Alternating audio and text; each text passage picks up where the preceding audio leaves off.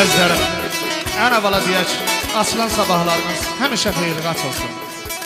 Həmişə hər yerdə axtaranda biz sənətkarları axtarın. Bizim arzularımız bütün Azərbaycan xalqının hər birinin körpəsinə qismət olsun əzlərim. Azaflı Mikail yazır elinin gününün dərdi sərinə. Ürəkdən yananın qadasını alım. Cəfası vəfası vüsal dəmindən can verən cananın qadasını alım. Atan əhsiyyəti, ana zəhməti, qardaş səxavəti, bacı isməti, elin şərafəti, dosta hörməti gözləyən insanın qadasını alım. Azaflı aldanma dünya zərinə.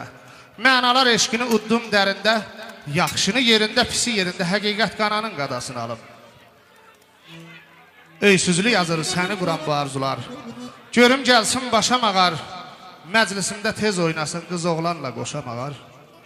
Stolların başdan başa, qoy bəzənsin al qumaşa, qonaqlara deyək yaşa dəvət edək aşa mağar. Öysüzlünün duvasına, çalaq şənlik həvəsinə, hər bir kəsin balasına qismət olsun belə mağar. Biz də deyək, hər bir Azərbaycan xalqının körpələrinə bax belə mağarlar qismət olsun.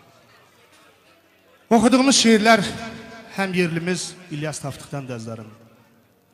Soruşdun hardanam Hüseyin Xaloğlu, ömrümün binası Gədəbəydədir. Anamın boynuma dolanan qolu, yuxumun laylası Gədəbəydədir. Hər kim o yerlərdən olubsa halı, dilinə dəyirsə bir qaşıq balı, söyləyər gəzərsə dünya amahalı, dəftlərin dəvası Gədəbəydədir. Dəftlərin dəvası Gədəbəydədir.